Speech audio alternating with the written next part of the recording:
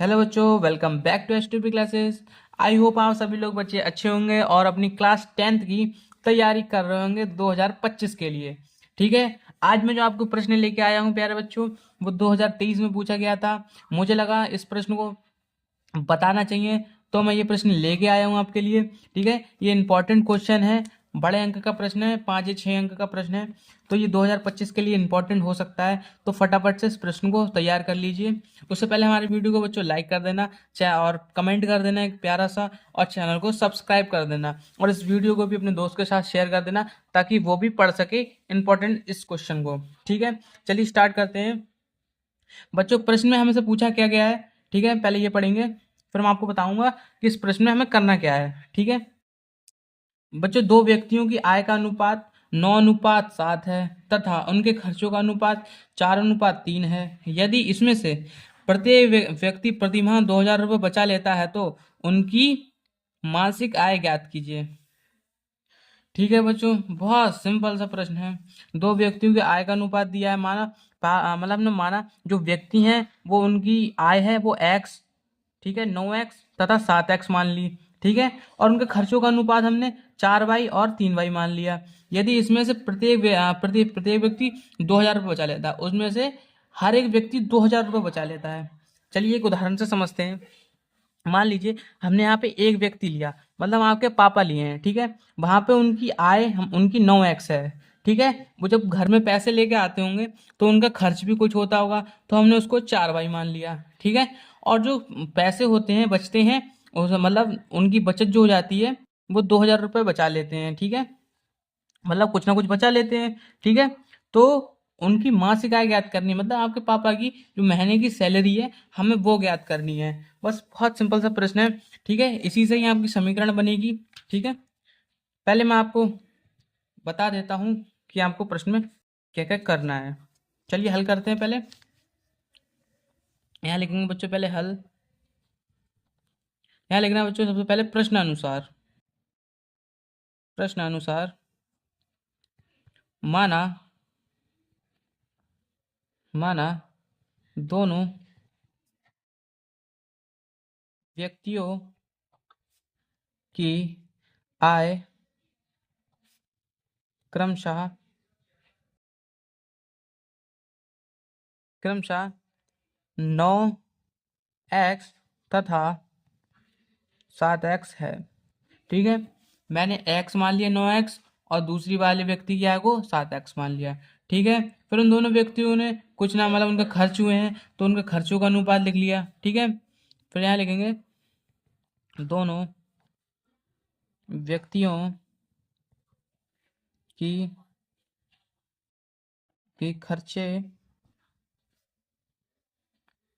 खर्चे क्रमशः खर्चे क्रमशः 4y तथा 3y है।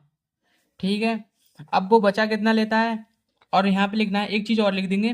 प्रत्येक व्यक्ति का बचाता कितना है, प्रत्येक व्यक्ति की बचत कितनी है, 2,000 रुपये। वो 2,000 रुपये बचा लेता है। ठीक है, अब क्या करना है बच्चों सबसे पहले, अब मान लो यहाँ पे एक, पहले मैं सिंगल पर्सन को लेता हूँ, मतलब आपके पापा। ठीक है, आपके पापा की आय है 9x, आपके पापा की आय 9x है।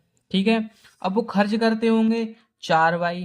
ठीक है, तो माइनस कर देंगे, क्योंकि आपके पापा पैसे लेके आते हैं, खर्च करते हैं, तो माइनस में रुपए तो जाते ही है ना। तो यहाँ पे 4y। ठीक है, और उसमें कुछ ना कुछ रुपए बचते होंगे, तो बराबर में 2,000 रुपये वो बचा लेते हैं। तो एक समीकरण तो हमारी ये हो गई। इसी प्रकार दूसरी लिख लेंगे। ठीक है, यहाँ पे मान लो आपके भैया कमा रहे हैं, यानी कि 7x रुपये कमा रहे हैं। ठीक है, और उनकी जो खर्चा है वो 3y हो जा रहा है। ठीक है, और वो बचा कितने दे रहे हैं, वो 2,000 रुपये बचा ले रहे हैं। बराबर में ये दूसरा समीकरण हो जाएगा। ठीक है, अब हमें तो उनकी मासिक आय ज्ञात करनी है, मतलब आपके पापा और भैया की मासिक आय ज्ञात करनी है। ठीक है, अब क्या करेंगे बच्चों, इस समीकरण में पहली समीकरण को हम 3 से गुणा कर देंगे, पूरी समीकरण को, और दूसरी समीकरण को 4 से कर देंगे। ठीक है, गुणा कर देंगे।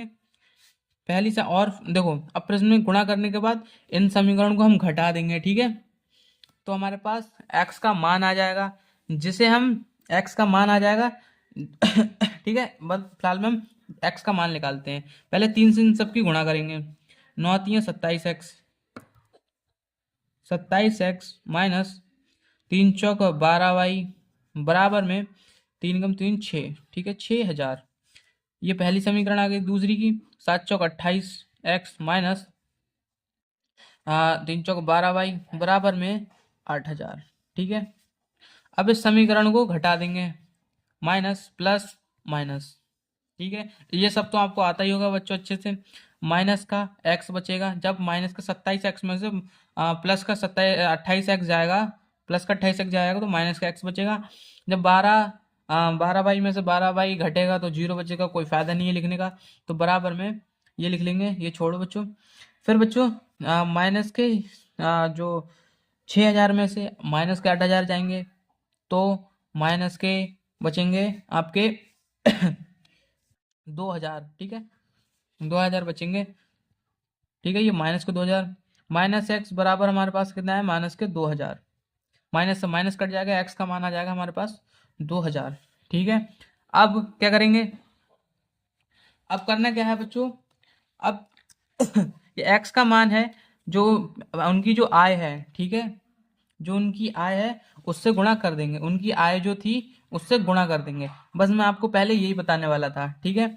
उनकी पहले व्यक्ति की जो क्रमशः आय, पहले व्यक्ति क्या थी 9x, यानी कि आपके पापा की, यानी आपके पापा की आय 9x है, और हमारे पास x का जो मान आया है वो 2000 है, तो बराबर में, ठीक है, 9 इंटू 2000, ठीक है। यहाँ पे आपके 18000, यानी कि आपके जो पापा हैं वो 18000 रुपये कमाते हैं, और आपके जो यहाँ पे जो भैया हैं यानी कि 7x, ठीक है, वहां पे x का मान रख देंगे 7x, ठीक है।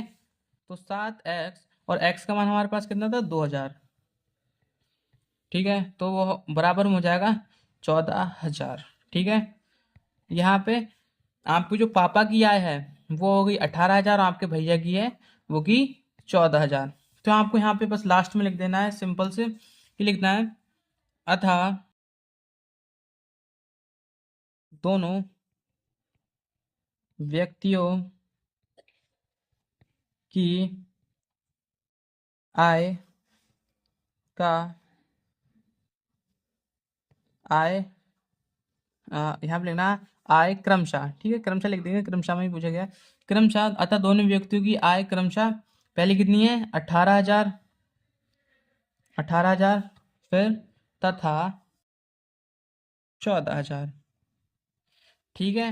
बस इस सिंपल से इस बॉक्स में आपको बंद कर देना है, यहाँ पे लिख देंगे आंसर, ठीक है। आई होप आप बच्चों इस वीडियो के थ्रू समझ पाएंगे, समझ पाए होंगे इस क्वेश्चन को। अगर बच्चों वीडियो अच्छी लगी तो वीडियो को लाइक कर देना और चैनल को सब्सक्राइब कर देना। अगर समझ में ना आया हो तो वीडियो को दोबारा से आप देख सकते हैं, ठीक है। एक प्यारा सा कमेंट कर देना और वीडियो को लाइक कर देना और चैनल को सब्सक्राइब जरूर से जरूर कर देना बच्चों। हमारे 100 सब्सक्राइबर भी पूरे नहीं हुए हैं, ठीक है, फटाफट से हमारे 100 सब्सक्राइबर भी करा दीजिए। मिलते हैं नेक्स्ट वीडियो में, तब तक के लिए जय हिंद, जय भारत।